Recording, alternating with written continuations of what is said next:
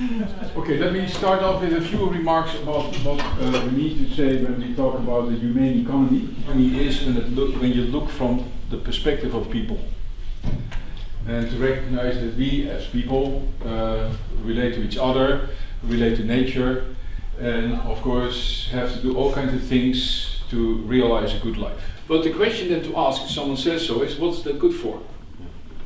So also with health, by the way, you can ask yourself, what is health good for? Well, what's striking and what he said it, his family, his work, which he really enjoys, and his religion. He's also going to church. And I said it's interesting, because none of them are in the measures that you are now designing. They're not part of it.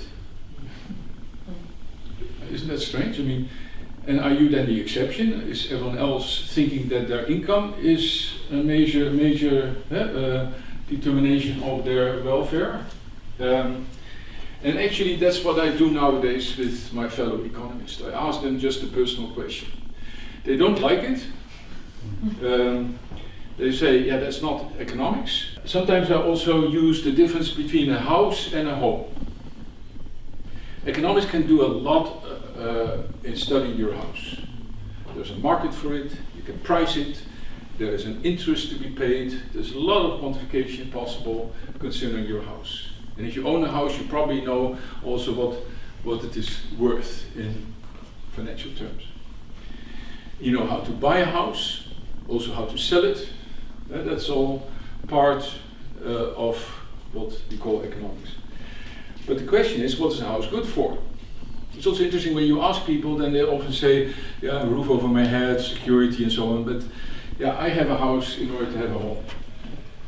That's why I have a house, because I need a home. And a home is something quite different, because a home is relationships, what I relate to kids and wife and dog and cat and all the things that go with it. But yeah, the difficulty is in home you cannot buy, you cannot sell, right? There's no market for it, whereas that's where the real value comes about. The real value is not my house, but it's my home. But that's value. Also a lot of confusion, because you come and say, no, value is something that you can price. You say, no, value is the answer to the question, what's important to you? And my house is quite important to me, but not as important as my home. I always make the joke that if I get now the message that my house is burning down, which is really too bad, or that my wife is changing the locks. Humane economy is actually also considering your home as part of what life is about. That helps in discussions, but what helps me, I draw this picture. It makes you imagine that we operate in different spheres. See, this is the sphere of the oikos, the O. There's a personal sphere. I do think that's separate from your oikos, but there is a sphere, but in things that I'm doing that's important for myself. Being a father, being a scholar, being an educator, that operates here. That's where craftsmanship or our profession shows. Musicians have a personal sphere where they make music. This is social sphere, that's the backbone of society. C is the sense-making sphere, that's what we are going to dwell in today. We're trying to make sense of the world, that's your work. And nature is encompassing everything. I have to be honest, I've always forgotten about nature till recently. I realized that nature is everything that surrounds it. And these are the ones that economists and lawyers talk about. The M of market and G is organization. And if you draw the picture like that, you realize that the M and the G, of course, are part of life, are important. I mean, they're instrumental, but they are not life. I mean, it's never, we never find a purpose, a home in the M or the G. Sometimes we think we do, but I think that's an illusion. Well, I think that, according to my understanding of Buddhism, it seems to fit very well into what you've just been talking about. But I really need to start by emphasizing that I'm very interested in economics. I have no academic background in the subject, so it's very much an amateur sort of coming to this issue. But nonetheless, I mean, according to my sort of basic understanding of the Buddhist perspective, I think it fits in rather well. Yeah. Maybe it's good to begin with, just to clarify, with the contrast between Buddhism and something like Christianity, because of course for the Abrahamic religions, the fundamental issue is good versus evil and sin.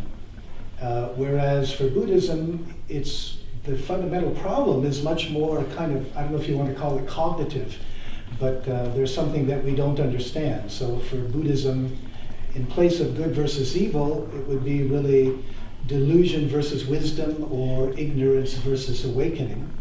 And the fundamental issue is not sin, but dukkha. So, I mean, it seems to me, I'll be interested in what the other Buddhist professors here have to say, but it really seems to me dukkha is, I would say, undoubtedly the single most important concept in the whole of Buddhism. It's the word translated into English usually as suffering, but that only works if we understand it in a very broad sense to include dissatisfaction, frustration, anxiety, dis-ease. So, in fact, the Buddha said that all he had to teach was dukkha and how to end it, so it's dukkha.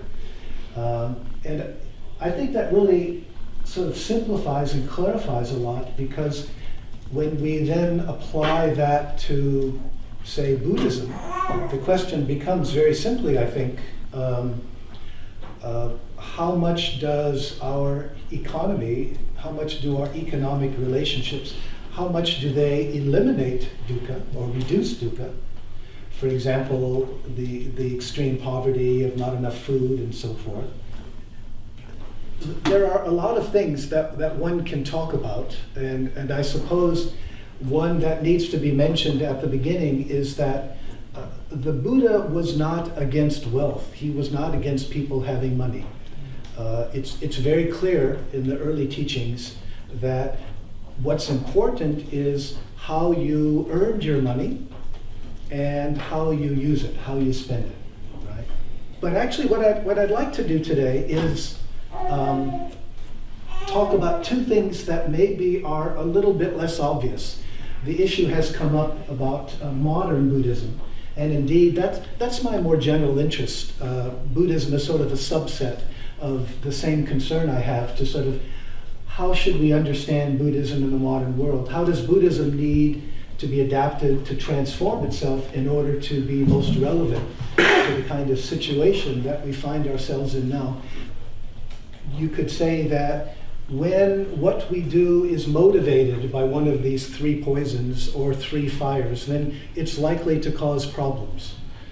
If not immediately, certainly creating some kind of bad karma. And the three poisons are normally identified as, in English, greed, ill will, and delusion. And in the Buddhist tradition, they, as far as I know, and I'm open to being corrected here, they have been generally understood as functioning on an individual level. That is to say, the challenge for me, if I'm a Buddhist practitioner, is to become aware of and transform my own greed, ill will, delusion. Greed into generosity, ill will into loving kindness, delusion into wisdom, for example. But what strikes me today, and this is something that I continue to be very concerned about, it seems to me, frankly, that greed has been institutionalized in the sense that it takes on a life of its own. And if greed means we never have enough, it seems to me that's a pretty good way of understanding our consumerist, corporate, capitalist economy, right? Why is more and more always better if it can never be enough? But here's the point about institutionalization, that if this CEO acts on this new vision and tries to transform the company in a way that affects its profitability, what is going to happen to him? And I think we all know the answer. He's going to lose his job pretty quickly and be replaced by somebody else. The point being here, the CEO too, even the person at the top who maybe has the most power, that person is also a functionary of a system that emphasizes profitability. And if he's not serving that function, he will be replaced. So the corporation takes on a life of its own. Make any sense? Yeah. The second point is a little more complicated. I want to relate it to this extraordinary claim in Buddhism about anatta, or not self, non-self, no self. The idea that the sense of a separate self, to use modern language, it is a psychological and social construction. In fact, if I had to pick out one Buddhist teaching that really seems most important to me, it would be the connection between the deluded sense of a separate self, the feeling that maybe there's a me inside and you're outside and my well-being is separate from your well-being and all that. It's the connection between that delusion of a separate self and dukkha. Dukkha, again, that there's a fundamental sense of dissatisfaction built into the delusion of separation. So basically what I've tried to offer as a way of starting things off is these sort of two Buddhist-inspired reflections that I think we have institutionalized, the first of the three poisons, greed, but also that we can connect the obsession with money-making with the Buddhist teaching about the insubstantiality of the sense of self.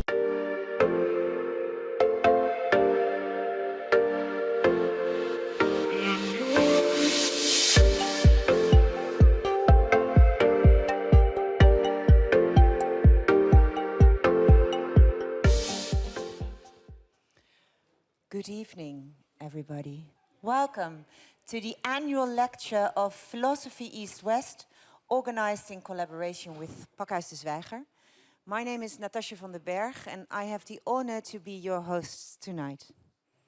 And tonight's lecture, the annual lecture, is given by David Loy, a prominent Buddhist philosopher, author of several influential books like Money, Sex, War, Karma, Notes from a Buddhist Revolution, A New Buddhist Path, and Eco-Dharma.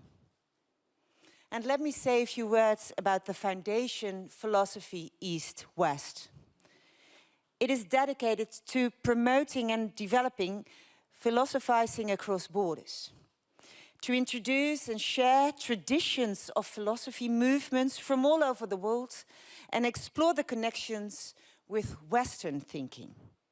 Philosophy East-West organizes seminars, reading groups, workshops for high school teachers, meetings, and of course this annual lecture. Okay. And now, let's start the evening. And in the spirit of Buddhism, we start with a brief meditation.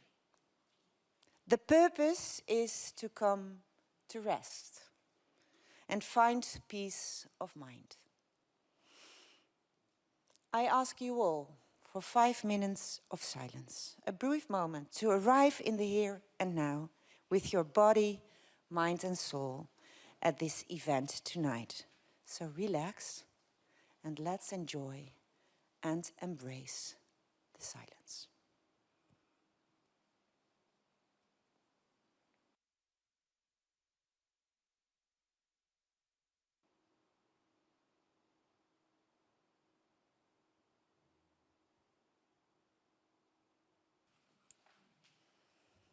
Please join me in welcoming to the stage the lecturer of tonight. Give him a warm welcome here in Amsterdam. David Loy.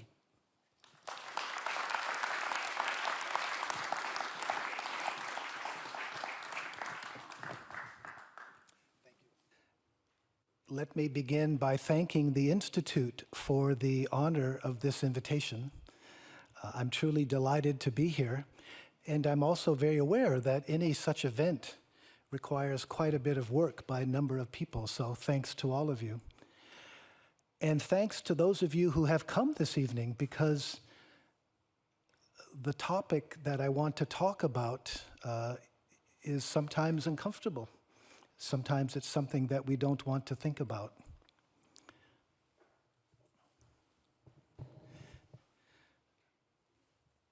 Also, there may be some ambiguity about what I am going to talk about, because you may have noticed that the title is somewhat different than the description. Did anybody notice that? Yes?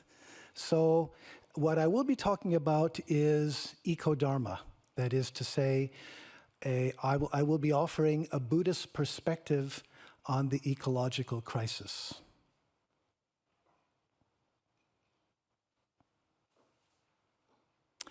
And every day, I am reminded of something that Noam Chomsky mentioned recently.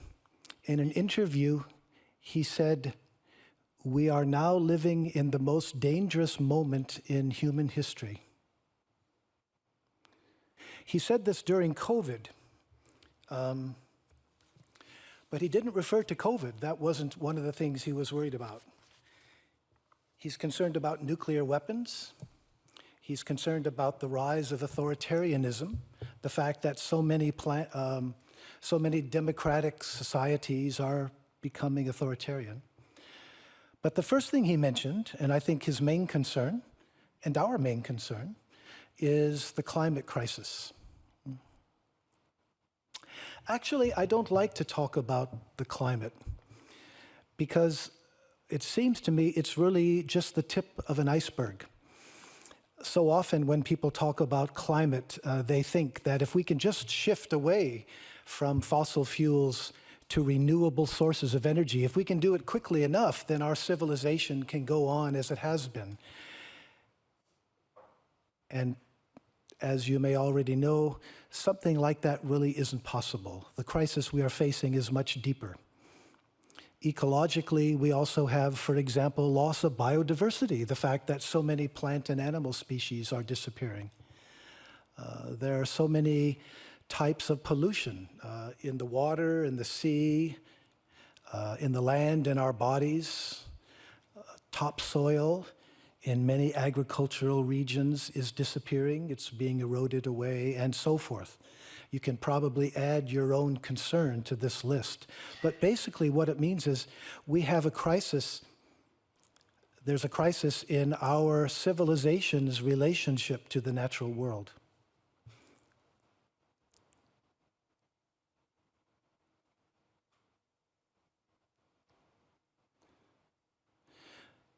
We seem to be a civilization that has lost its way. And there's a certain kind of irony in the fact that just when we have sort of achieved a truly global civilization, our civilization seems to be self-destructing. I'm reminded of a couple Zen stories, little dialogues. In one of them, a student asked the master, "What should we do when difficult times come?" And the master answered, "Welcome." Our path is not about avoiding difficult times. In fact, often that's when the deepest transformation occurs. And there's another story with Chan Master Yun Men. His student asked him, what is the fruit of a lifetime of practice? In other words, what do we learn from all of these years and years of meditation and so forth? And he replied simply, responding appropriately. That's all. We learn to respond appropriately in any situation. That's actually very significant in avoiding the problem that many religions fall into, where we see our ultimate goal as somehow transcending or escaping this world. He's saying our path makes us more intimate with our situation so that we can respond appropriately to it. But how do we respond appropriately to the greatest challenge, the greatest, most dangerous time that we have ever experienced?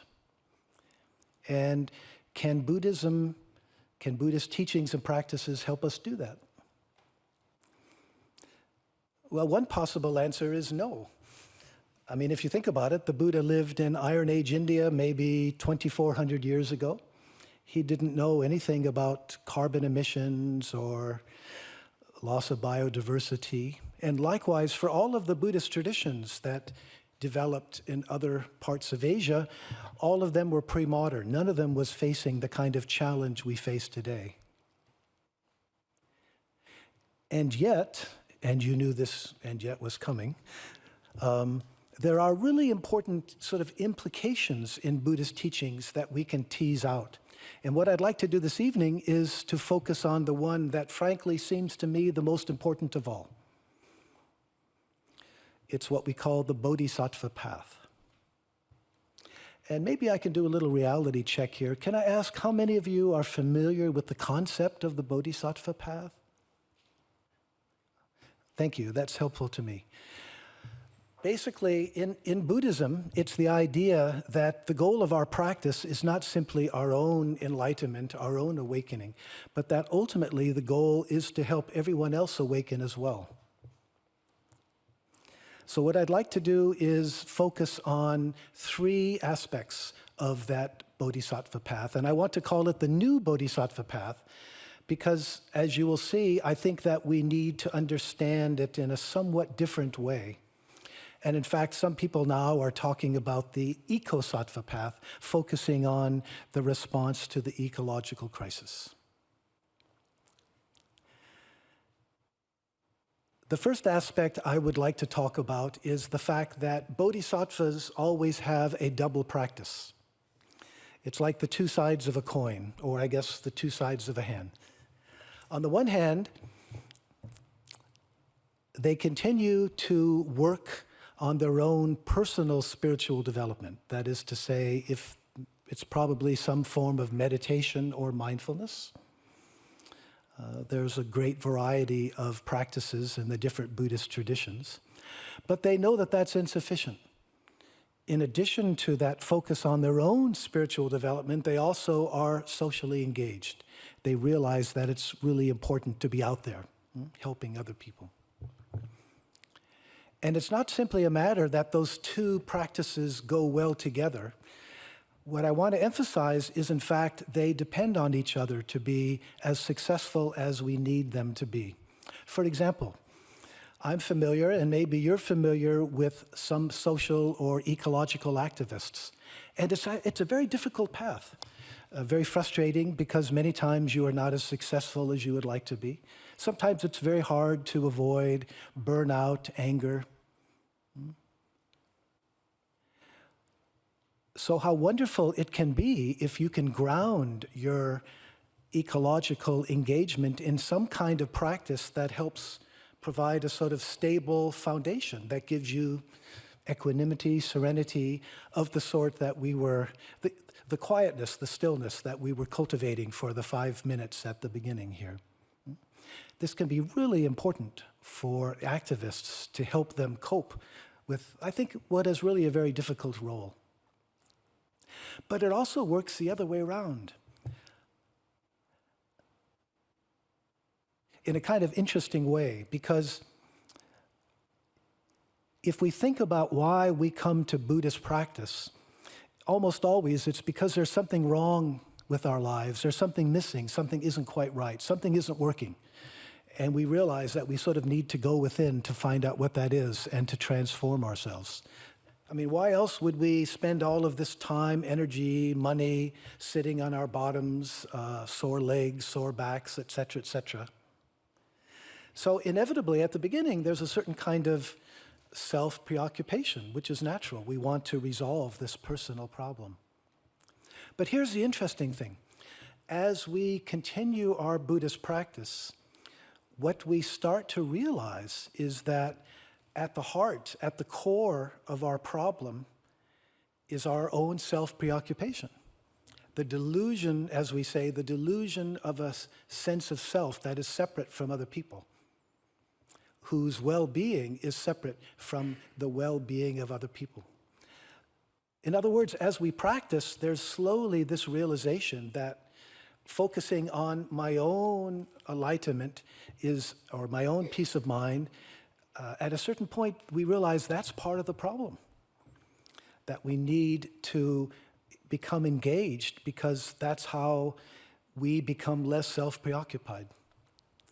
I remember when I started Zen practice many years ago, it was in a rather unconventional Zen center in Hawaii. And it was quite wonderful. We sat very hard.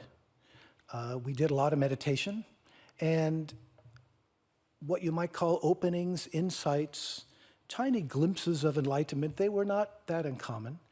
But what I realized, and what I think just about everyone realized, was that that was not so difficult, but what was more challenging was integrating that into how we actually live in the world, how we actually engage with other people.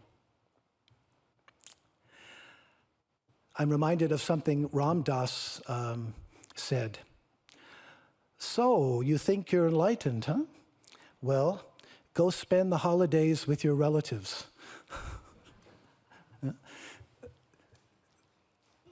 I think you get the point there, right?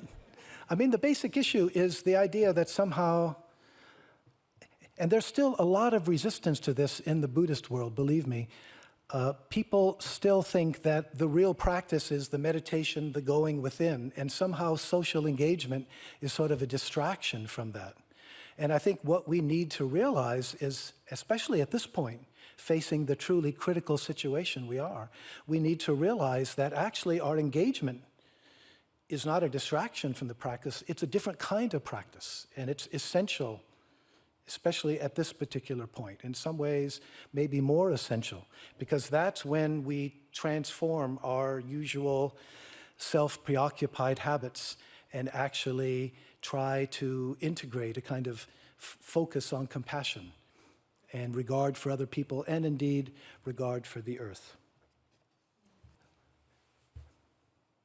Within the Buddhist world, and maybe I shouldn't presume this is the case here in the Netherlands, but certainly in the United States, I think we sometimes have a kind of romantic myth about practice, maybe following the example of the great Tibetan yogi Milarepa, who supposedly he sequestered himself in a remote cave and meditated for many years. His skin turned green from eating nettles. That's the story anyway. And supposedly he went all the way to Buddhahood in one lifetime. And so there's a kind of romantic myth, if we really sit hard enough that we might be able to do something like that. But I'm very struck by something Joanna Macy said. She said, the world has a role to play in our awakening.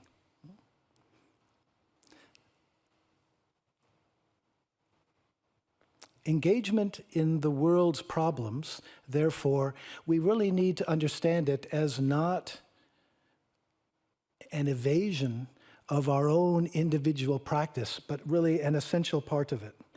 And as we could say, the person who benefits most from the engagement of the bodhisattva's engagement in the world, is the bodhisattva herself.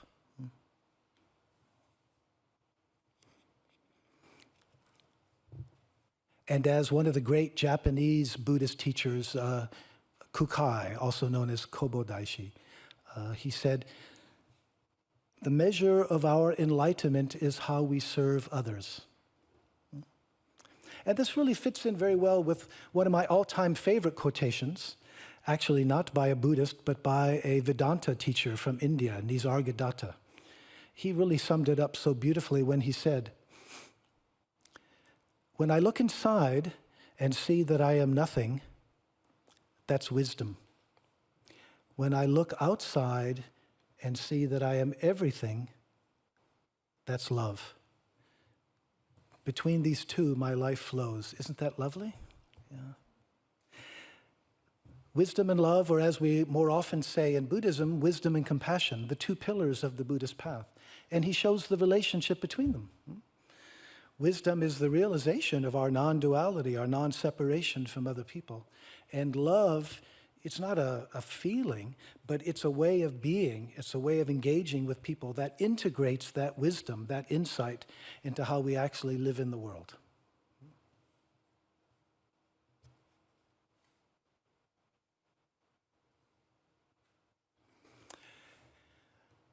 Franz Kafka, the Czech writer, in a letter, he said, "You can hold yourself back from the sufferings of the world. That is something you are free to do. But perhaps your very holding back is the one suffering you could avoid." We can hold back from the sufferings of the world, from the sufferings of other people, but that reinforces this sense of separation, whereas the emphasis in the Buddhist traditions is the realization whereby we let go of ourselves. We realize our non-duality, our intimacy. Not to do that, to keep the sense of separation, is a kind of suffering that we can avoid by, in fact, letting go of ourselves and engaging with others. Does that make any sense?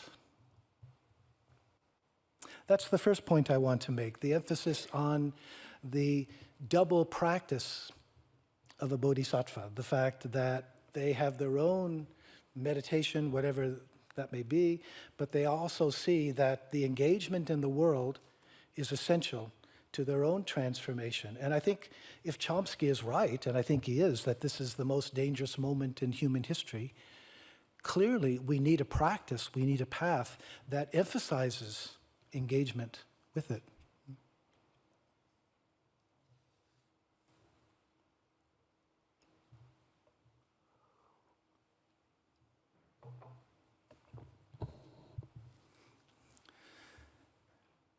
The second point speaks to why I talk about the new bodhisattva path, because I think we can understand it in a somewhat different way than Buddhists historically have. I think we can understand, in particular, what the problem is, right? For Buddhism, the most important concept of all is dukkha, which we usually translate into English as suffering. But we have to understand that in the broadest possible sense, not just physical and mental pain, but also discomfort, dis-ease, frustration, anxiety, or my favorite, dis-ease. This is truly the most important concept. The Buddha himself emphasized that all he had to teach was dukkha and how to end it. But traditionally in Buddhism, this is so often, not always, but usually understood in a very individualistic sort of fashion, right? So each of us, we have our own karma, and our own karma leads to certain types of events happening to us and certain types of suffering. And I think we're in a situation now where we can understand this dukkha in a more profound way, in a more institutionalized way.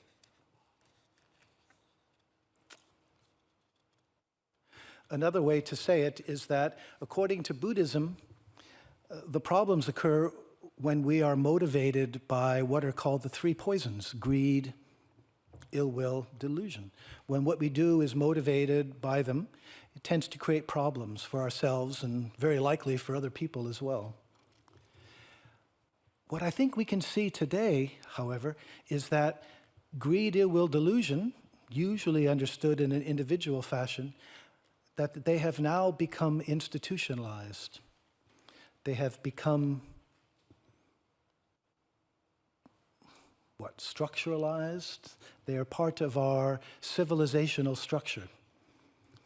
We don't have time to go into great detail, but in particular, if greed means that you never have enough, I think that's a pretty good description of our economic system. Consumers never consume enough. In fact, to be frank, it seems to me that consumerism is the real most popular religion of our era, of our time. If we understand if a religion is what teaches us what's really important about the world and how to live in it, the reality is most of the time for us, right? Let's be honest, it's some form of consumerism, right? But this issue of greed, it's not only consumerism. We can think about the way the institutions work, like corporations. Corporations, they're never profitable enough. Their stock price never high enough, market share never big enough. Every nation is preoccupied with collective GNP, GDP. It's got to keep growing, right? The emphasis on more and more, which raises this interesting question: why is more and more always better if it can never be enough? What do I mean by saying that we have institutionalized greed? Well, consider for a moment, suppose you are the CEO of a fossil fuel corporation, and one night you have a kind of enlightenment and you realize that it's really essential to convert as quickly as possible to renewable sources of energy because the carbon is destroying the climate and so forth, right? So I think that's a kind of insight that most of us would approve of. But what happens if you actually try to put that into effect in your job as the CEO? What I'm pointing at is that if it's the case that trying to restructure the company is going to reduce corporate profits, what's going to happen? I think it's kind of obvious, right? Sooner or later, probably sooner, you will lose your position. You will be fired because you're having this effect on profits, and you will be replaced by somebody else who does a better job of maximizing profits. All of which means then that the problem here is not greedy individuals. The problem is a system that in fact uses people in a certain way, and if they don't play their function within that system, then they will be replaced by somebody else who does, right? So here's the challenge. We have not only the traditional Buddhist challenge of understanding and addressing our own individual greed, ill will, delusion, but we also now have to find ways to address and challenge the institutionalized greed of corporations. I'm not going to go into examples of institutionalized ill will and delusion. We could look at that too, but really there's not time for that. But I think you can see my point here. And one of the really important implications for Buddhism is that what it means is that we need stronger communities, because addressing these larger social problems isn't something that we can do just as individuals, right? In Buddhism, we talk about the three jewels, or the three gems: Buddha, Dharma, and Sangha. And we can say in the West, we have a lot of teachers, we have a lot of teachings, but where we are often deficient, at least in the United States, where I come from, is the problem of Sangha, that is to say, community. I certainly see this in Zen, where maybe we come together, we do a retreat, but it's all quiet. It's all in silence, unless the master gives a talk or maybe there's a one-on-one with the teacher. You're sitting quietly together the whole time, and maybe you have a little tea and a chat with your neighbor at the very end. But that's not going to work. That's not sufficient, frankly. We're going to have to find ways to bring ourselves together, to work together. First of all, to cope with the difficult times that are coming, but also to challenge the kind of institutionalized problems, such as the institutionalized greed that I'm trying to talk about. Bill McKibben, an important American environmentalist, he was the founder of 350.org. When he was in Paris for the climate talks a few years ago, somebody asked him, "What can I do as an individual?" And he replied, "Well, stop being an individual," right? That's not to say that we don't need to reduce our own carbon footprint with solar panels and electric cars and that, but it's not enough. I think sometimes the fossil fuel corporations have done a pretty good job of persuading us that the problem is individual and we have to reduce our carbon footprint. In reality, it's much more systemic, and we have to find ways to challenge what they are doing. It seems to me that American Buddhism in the last generation or so has done a very good job, and maybe the same thing has happened here, very good job about becoming more socially engaged. But it's still very much on the level of individuals helping individuals. So homeless kitchens. We have prison dharma, where meditation teachers go into prisons to teach the inmates how to meditate. We have hospices. We have a number of Zen hospices where they are there to help people at the end of their life. But again, it's individuals helping individuals. To use a metaphor here, I think that in the last generation or so, we have become much better at pulling drowning people out of the river. But what we have to do is start asking, why are there so many more drowning people in the river? Who or what is pushing them in the river upstream? And there's one more quick economic point that I want to add here, which is to, and maybe this is a reflection or a deference to the original title, I think it's also important for us to realize that the ecological crisis is also a class crisis. What do I mean by that? Well, let me just give you one quick example. In the years 1990 to 2015, right, 25-year period, very critical period when we could have done so much, but we didn't, right? During that period, the wealthiest 1% of the world's population, the 1%, the top, they were responsible for twice the carbon emissions of the bottom 50% of humanity. Please think for a moment what that implies. What does that really mean in terms of reflecting the way that our economic system and the resistance of our economic system, the impact that that's having in keeping us from doing what we all know is necessary.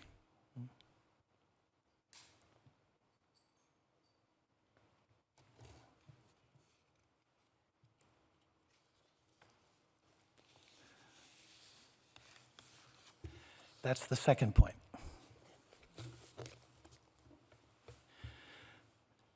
The third point, the third aspect of the new bodhisattva or eco-sattva path, the one that in fact is of most interest to me,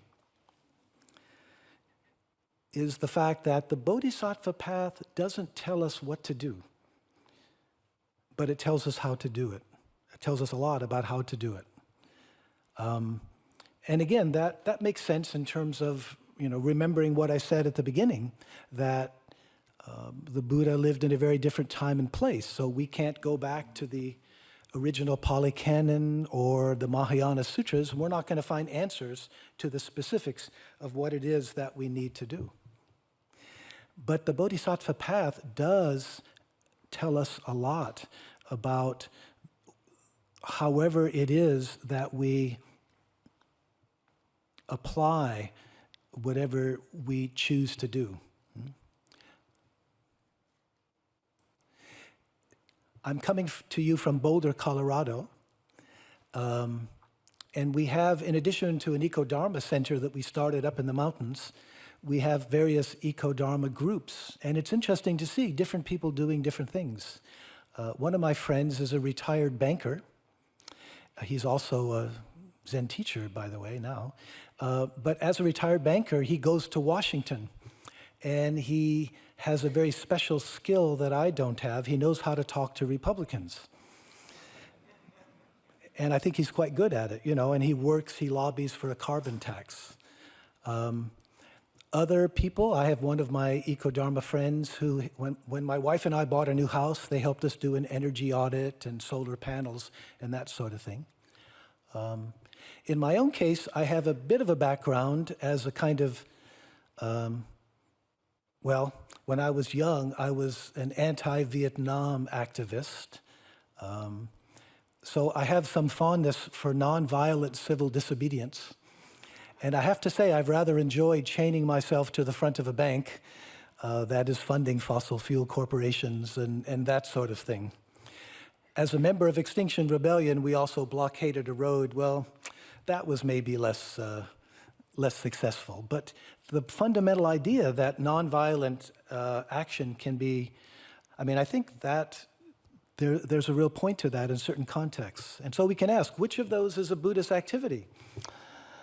I think all of them, and no doubt many others as well, but Buddhism doesn't really give us the specifics, and indeed, I think, given our unique situation, it may well be that each of us individually has to decide for ourselves, work that out.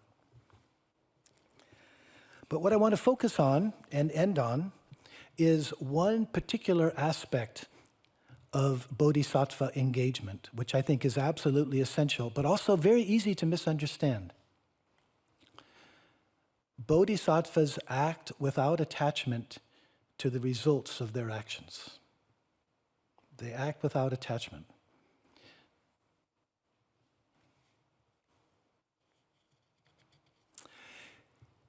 In the Pali Canon, which is includes the earliest Buddhist text that we have, the Buddha himself said that the actions of an awakened person are nirasa, which can be translated as without expectation or even sometimes without hope. And it's interesting, this isn't just Buddhism too. I'm sure some of you are familiar with the Hindu text, the Bhagavad Gita, maybe the most important Hindu text. One of the interesting things about that text, or the main thing it's doing, it's talking about different paths to God, different yogas, they're called, different kinds of spiritual practice. And one of the main ones is called karma yoga, because karma literally means action. So karma yoga is the path of action. And it also says very specifically that karma yoga, well, let me read it so I don't garble it here. Your right is to the work, never to the fruits. Your right, your responsibility is to do the work, not to receive the fruits of it. A very good way to cut through greed, needless to say. But the implications are much broader than that. However, action without attachment to result, there's also a kind of danger built into that, in the sense that it's easy to misunderstand, especially because Buddhism emphasizes so much intention, our motivations. In fact, that was the Buddha's real contribution to the understanding of karma. That at the time, at his time, karma tended to be understood somewhat mechanically, and the Buddha said, no, what creates karma is your intentional actions. And it's easy to conclude from that, then, that what's really important is the purity of your motivation. It doesn't matter whether what you do makes any difference or has any effect whatsoever. It just, how pure are you in your motivation? And I think that's a really serious misunderstanding, because that implies a kind of a casual attitude that I think you can see probably nothing much is going to come of it. So let me just try to unpack a little bit more what it means to act without attachment to result. Because this, to me, is so much at the heart of the issue, right? One example that I find very helpful is comparing a 100-meter dash with running a marathon. When you run a 100-meter dash, the only thing that matters is getting to the end as quickly as possible, right? You don't have time to think about anything else besides that. But needless to say, you can't run a marathon that way, right? You'll burn yourself out really quickly, and so much for the race. When you run a marathon, you have to pace yourself. But not only that, my friends who run marathons, and I depend on them because I'm not a marathon runner, but they say, when you're running the marathon, you actually can't focus on the result, that sort of disorients you. What's really important is to focus on where you are, just this step, just this step. In Japanese, we have a term for it, tada, just this.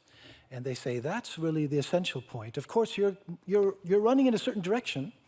You're not running all over the place or sitting by the side of the road, but nonetheless, you're focused on right here, right now, and if you continue to run in that direction, you will eventually get to the goal, right? In other words, you don't really have to think or even worry about the goal. The action of just this right here, right now, will take you there sooner or later by itself. And it's interesting, if you think about Buddhist practice, I think we can see the connection here, because Buddhist practice, what is it doing? Well, it's constantly bringing us back to the here and now. So we're not off fantasizing about where we want to be or what's going to happen in the future. You know, the meditation, here, now.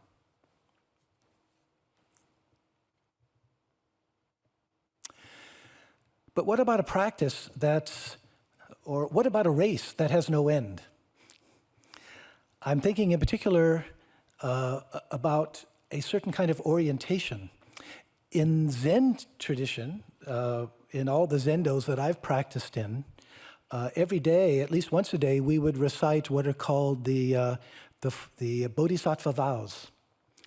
And the first of which says, "Living beings are numberless, I vow to save them all."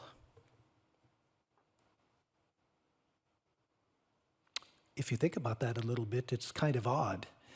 We are promising to do something that we can't possibly achieve.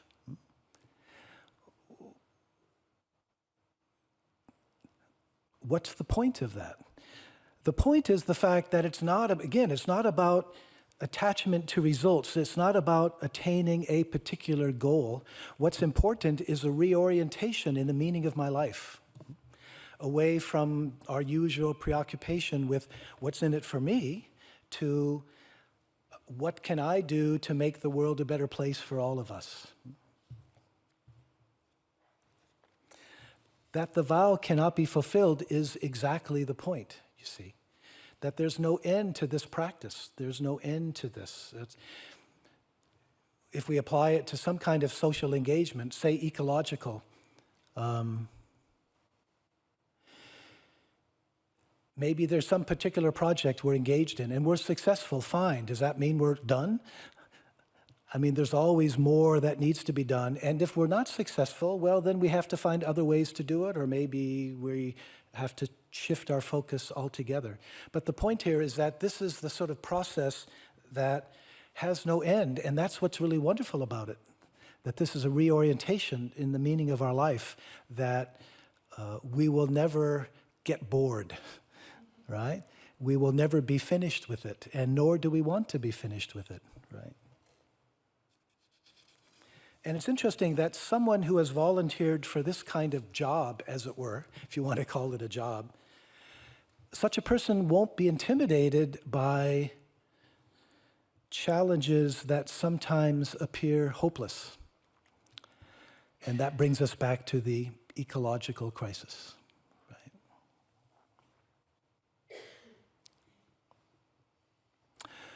Let's be honest. The ecological crisis looks very difficult. I think you all know this. And privately, sometimes publicly, there are climate scientists who fear that we have already passed tipping points, or we are so close to them that they are inevitable. And they believe, an increasing number of people believe, that civilization as we now know it cannot continue indefinitely. It's difficult to anticipate what is going to happen or what might happen, but it doesn't look good.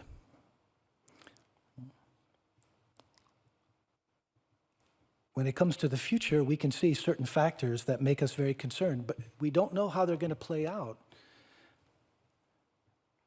And I guess that's the point, huh? We don't know. We just don't know. The irony is that in Buddhism, and especially emphasized in Zen, don't know mind is something really important. Whereas we might think don't know there would be something disempowering about it. In fact, in Buddhism, it's something that we emphasize. There's a famous story of a student who was on pilgrimage, and the master whom he visited, "Why are you going about on pilgrimage?" And the student reflected for a while, and he said, "I don't know." And the master said, not knowing is most intimate. The not knowing here refers to a kind of openness, a way of escaping dogmatism, a flexibility whereby we do the very best we can in any particular situation, but we know that our understanding is limited, and we may well need to change what we do as the situation changes, or as our understanding of the situation changes, right?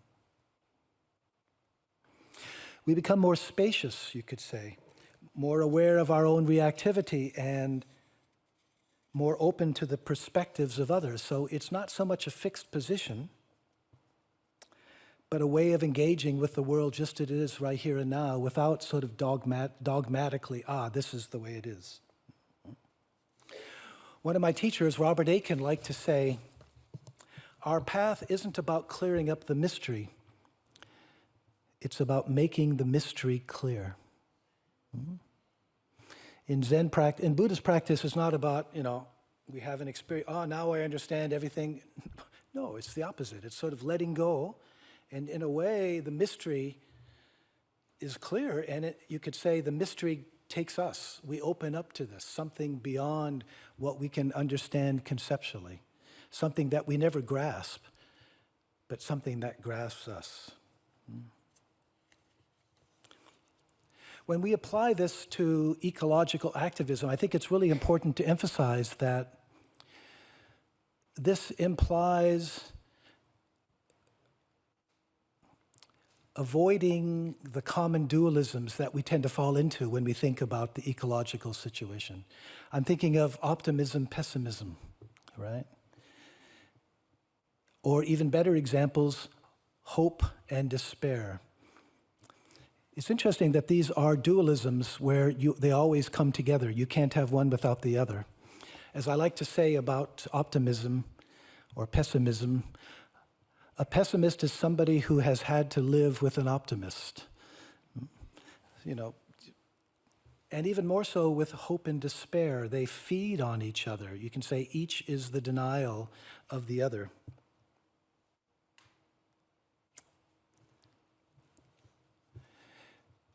Joanna Macy, one of my heroes, says, and I quote, I find that assuring people there's hope, including myself, is not all that useful. In Buddhism, there's no word for hope.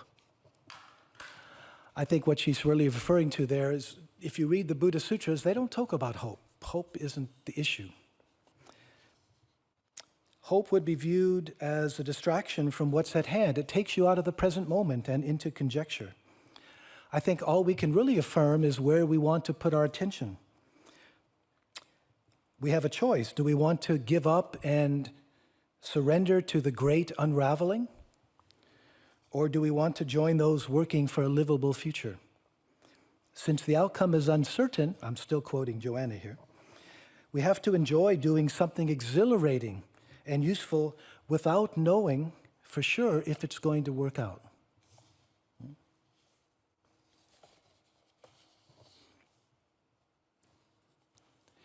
Another of my favorite writers, Wendell Berry, said, we don't have the right to ask whether we're going to succeed or not.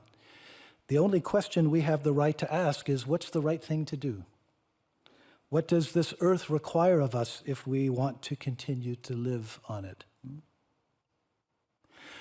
The problem with hope and despair, like optimism, pessimism, is that there's a certain kind of future orientation built into them. And what I find,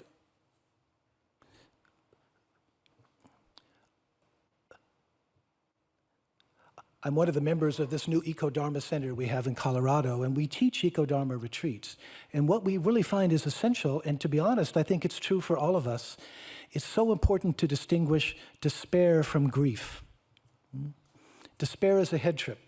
What's going to happen, what isn't going to happen. Grief is something we feel right here and now, and indeed, we need to feel it.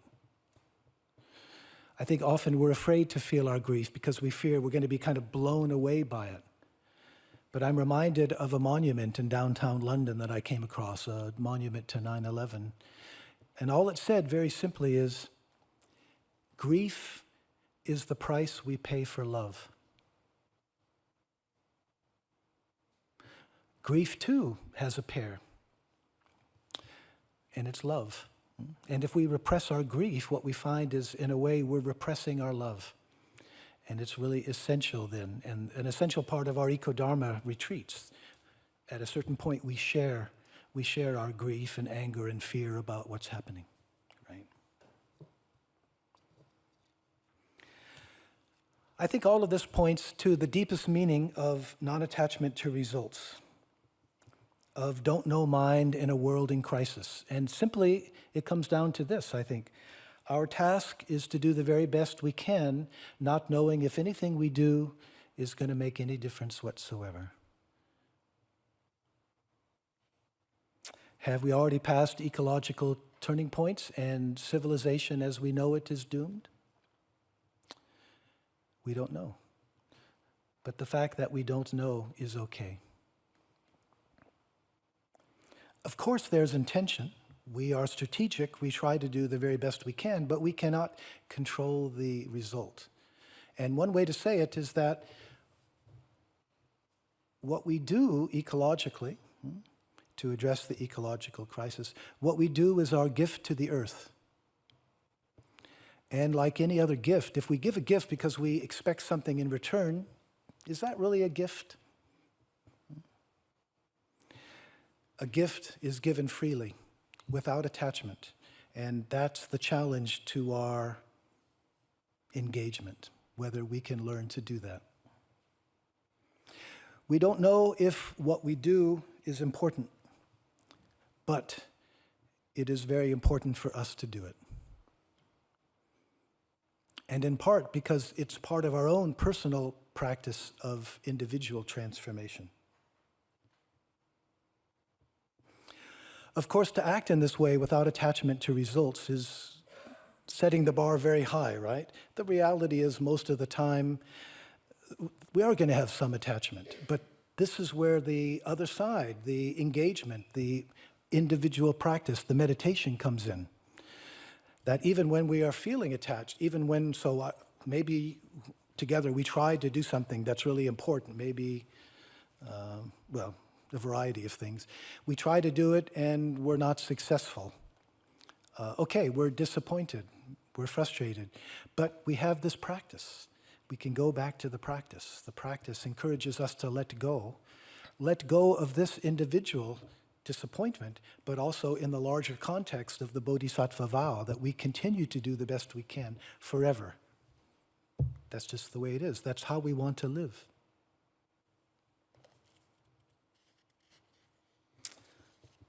Our job is not to be perfect, but to do the best we can. And frankly, it seems to me, to be quite honest here, if Buddhists today don't want to do that or can't do that, then I think maybe Buddhism isn't what the world needs right now. But of course, I've tried to show that within the Buddhist tradition, there are a lot of things that can help us, to help us respond appropriately to the greatest challenge that humanity has ever faced. Thank you.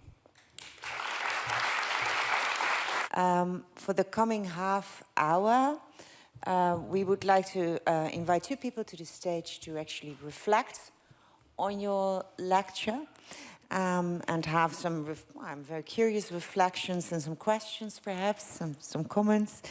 And then I will open the conversation to you.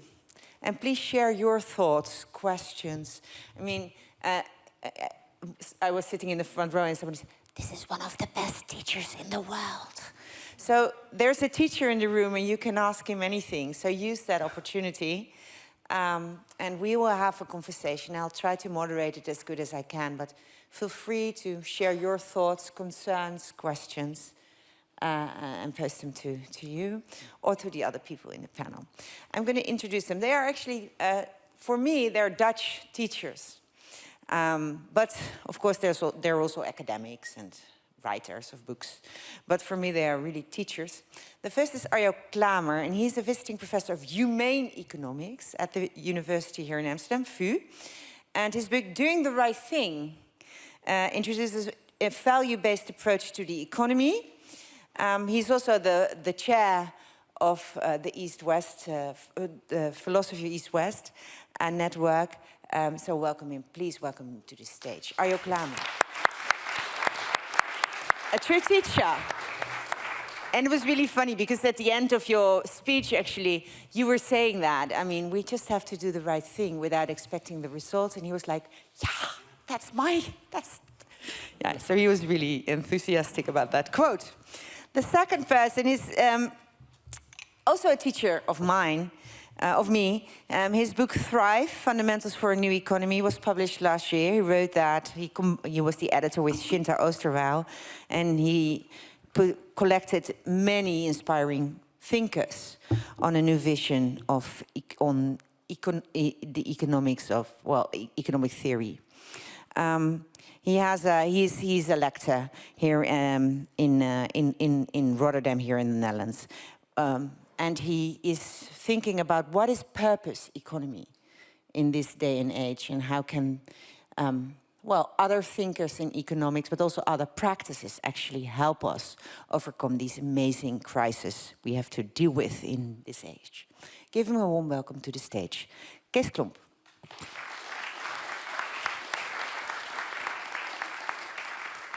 Yeah, 3 teachers on stage. Arjo, as a chair of Philosophy East-West and a professor in humane economy, what is humane economy? It's what David is talking about. He is a humane economist. Yeah. Oh my God, now you're an economist suddenly. Now, can you explain a bit?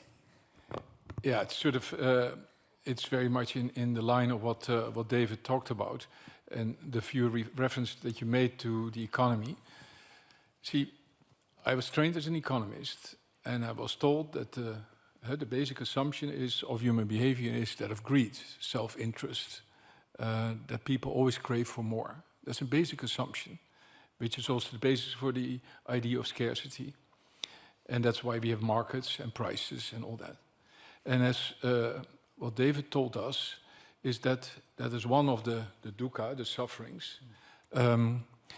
And humane economy actually starts just from yourself, people, and to be aware that you are part of, as David also told us, of a greater whole. You're part of nature. You are nature. You are part, not just an individual, but you're part of all. And the basic question to ask yourself, and that's also I ask you and you, is what's really important to you? And humane economics, and actually that's what most people practice in their daily life, is trying to realize what's important to you. So friendships, family, we talk some about karma.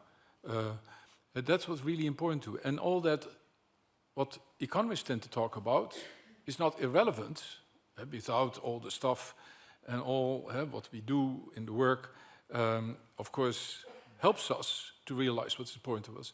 But think of it just like that it is instrumental and not the purpose. And that's also what you were talking about. What happens if you listen to economists, and that's also the question I would like to ask David, is I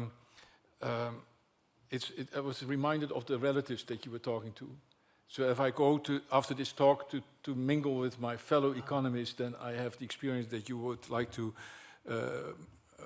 realize when you were talking about relatives, or when you were talking about the bankers with whom I talk a lot too, is that there is actually a great confusion. And I struggle with that because there are very few real, I think, economist colleagues in this room. Are there economists in the room? Can you out yourself? Yeah, one, two. Thank you. But that there is a real disconnect, and that's also actually that's what I struggle with. A disconnect between what and what, or who and who? The way David talks and the way my colleagues talk. Okay. And there is like a wide gulf separating the two worlds. And see, when I listen to you, I go along with you. By the way, I really appreciated the silence. I thought, and I think also Let me also say that as a chair of philosophy, also East-West, I thank Pakhuis de Zwijger very much for doing this and for you all to be present here and to make this happen, but especially for you to come and share your thoughts with us. But when I listen to you, I go along with you.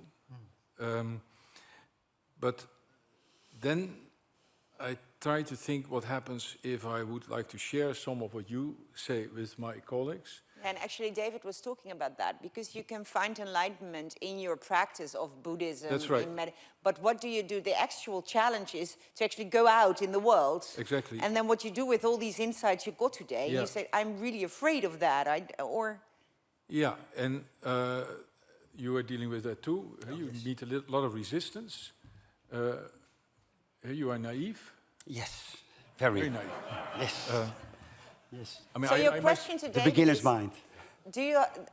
how do you deal with that? Yeah, how do you deal with that? That's what I want Yeah. to get to. Yeah. Do you already have an inclination to answer that question, or do you want to? I don't think I can actually answer it, but I'd like to just refer to a couple factors that I think influence any answer. And one of them is just to make the point that it's, from a Buddhist perspective, it's important to avoid the kind of duality that treats the other person as an other, as an object to be convinced. It's really important to sort of feel that, it's not that I'm right and they're wrong and they have to be enlightened. It's much more a case of opening up to their, and being empathic with their total situation. From a Buddhist perspective, there's no evil people. There's delusion, but nonetheless, we all have the same, Buddha nature, and that's to be respected. That's one point, because sometimes the animosity gets in the way, and Actually, maybe I'll leave it at that for the moment. Yeah, it's fine. Compassion. Yes, yeah? for sure. Yeah. In one word, yeah. When you were listening to David, what happened? Yeah. Well, I've been practicing Buddhism for more than 30 years. And David is one of my heroes, so to say. Yeah, so I went as a 21-year-old to Thailand with my then girlfriend, now wife, and I came in contact with Buddhism. I had no intention to become a Buddhist, yet I went as a tourist and I came back as a Buddhist. And then I started to shop around in the Netherlands, trying to find my Sangha. And so I went to the Tibetans and the hardcore Zen. And none of it made sense because they were all focused on the Zendo, to isolate practice from society. Yes, and Sangha, David just mentioned that you could translate it with community. Community, yeah. And then, of course, I came across Thich Nhat Hanh, engaged Buddhism, and later with David and Bernie Glassman and all the Joanna Macy, who basically turned the situation around and said, you take your practice out there, and I find that really empowering also for entrepreneurs and people that are in business, that you can actually use your business as a vehicle for doing good and create value in a way that is intentional. Yeah. And I think that has changed. So it's really empowering. And so you've studied all these, let's say, I will do it like that, alternative schools in economic thinking, or even maybe eco-thinking, which have a vision on economy. Yes. And if you have to explain what the contribution of this engaged Buddhism is for understanding how we organize society and with that economy, what is then the single most important point that Buddhism raises to actually have an answer to that search? I think the acknowledgement of entanglement. Entanglement. Yeah, interbeing. that there is only, it's one system. Yeah, One system. We are one. Yeah, so I think, and therefore it also goes further, and this is something that Arjo and I have been discussed, that if you take economics, we have had an evolution in the last couple of decades from neoclassical economics to environmental economics and also ecological economics. And I think Buddhism and a lot of the people, the folks that I curated together with Shinta in the Thrive book, they go one step further. Because ecological economics is based upon the acknowledgement that an economy is embedded in society and society is embedded in the biosphere. Whereas I think Buddhism shows that it's not about embeddedness, it's entangled. So there is no such thing as an economy. It's delusional. Yeah. And we treat it as very real. And there's a difference between real and true. And I think that What's the difference between real and true? that something can look very real, yet it's not necessarily true. So if you zoom out from outer space, economy will fade and ecology will stay. So if you look at the planet from a couple of 100 kilometers from above, there is no economy anymore. Ecology will stay. That's right. I think that is Buddhism. So and then I think, Arjo, what I like is, I mean, you of course are inspired by Buddhism, but you're not a Buddhist. But you use the terminology quite natural.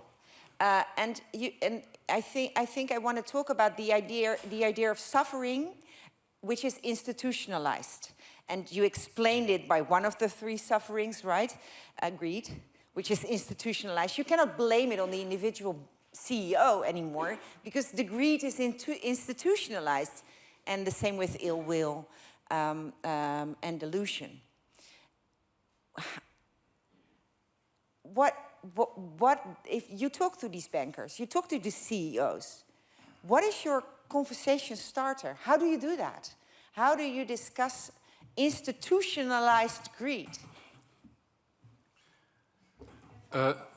Now, I do actually a whole series of conversations now with bankers. Yeah. Quite a few you know. Also just the bankers. because we know them because of in the newsletter, in the news, Yeah. they are in the news, yeah. I start Not always with a personally. personal story. Yeah. So ask them what motivated them. Then they start talking about their father and their mother and what happened in their youth. That always gives them a different mindset. And then I ask them about their ideals. Yeah. And guess what the ideal of, let me not say the name, but But a famous banker. a famous banker. What do you think is the ideal of a famous banker? Do I have to answer? You can try. Does somebody want to answer? Yeah. Wealth? Yeah. Wealth for all of us. They don't talk about wealth. The banker does not talk about wealth. Not about money. There's no, in the conversations I have, I just talked with a CEO of a big bank. He didn't talk about money. And they all talk about, and that is what they, if in deep down, what they really care for are, in a way, your relationships. They care about doing the right thing for people. They care about. That's all what they deep down want. Yeah. And that's the point that you made, and you made too, is that's not the life they live. No. Because they live in a system that sort of denies that. That's what you talk about, denies that. And that they are caught up in a system that is entirely, and you focused on that too when you brought in the CEO from the oil company, in a system of greed. Yeah. But that's and therefore I think what the Buddhists say, this is really suffering, because although they will not say that out loud, but that is really bothering them. Yeah. So your question to David was actually strange about how do I deal with these people, which Because I I come do. across. Huh? Yeah, I was talking about fellow economists, not bankers. Okay, that's a different story. Yeah, it's a different story. Interesting. Interesting. It's a league of their own. Yeah. Yes. Bankers are not economists. Interesting. But then the question, of course, becomes: if it works for a banker, it probably works for the economist. That's true. But that's also a question that I ask to you. Just be honest. What are you thinking of when you think about poverty? And what are you thinking of when you think about richness? Okay, so few words. Poverty, associations. You were talking about the 1% earlier? Yeah. We all are the 1%. We are the 1% is one of the associations. Exactly. So that's what, okay, what else? Poverty, associations you have with it. Just no choice. Hunger. Not meeting the basic needs. Faith. It's a fate. It's you cannot choose. I myself grew up in a Christian society. That is my community. But when there we talk about poverty, everyone grabs for the wallet. And we think the way to address poverty is to donate money.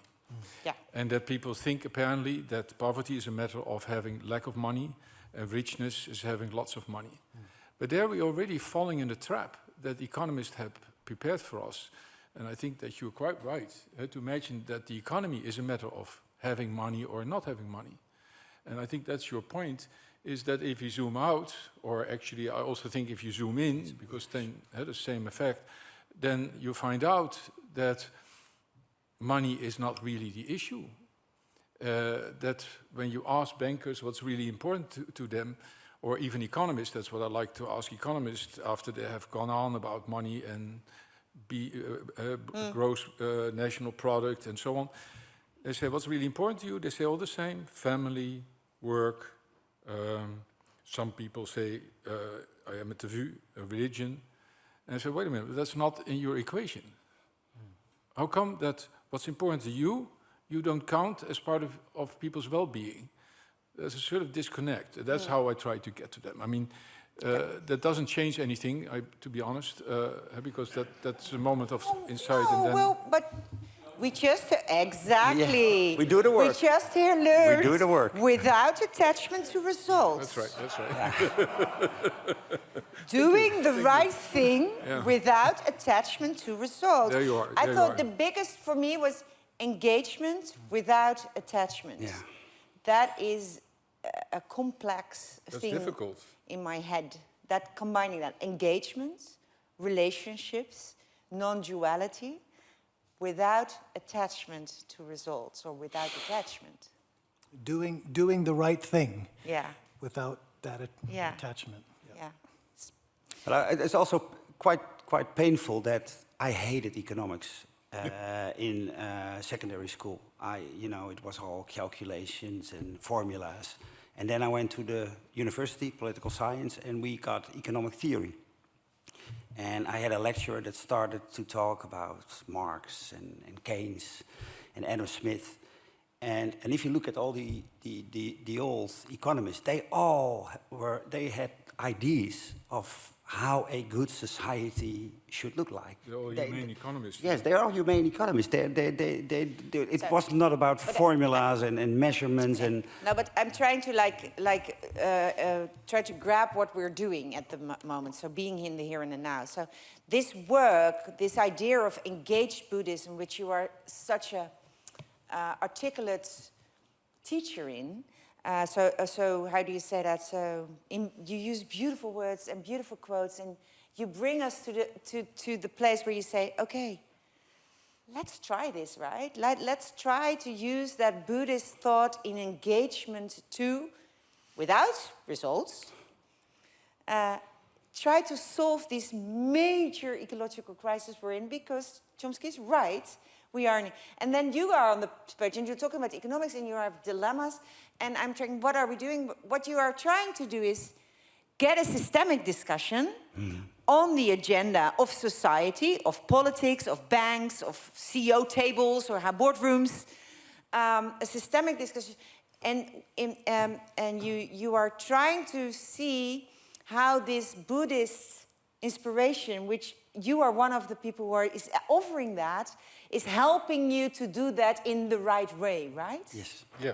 Yeah, Yes. that's what we are trying to. And for those who are not economics, they can do the same thing with their journey on creating the systemic discussion, the institutionalized greed, the institutionalized ill will, in whatever institutionalized conversation you're entering into. Yes. That's what we are trying to do That's right. here. Okay. We are now going to have a brainstorm, a conversation, hopefully, a meaningful conversation here with the audience in Amsterdam. Thank you so much for watching.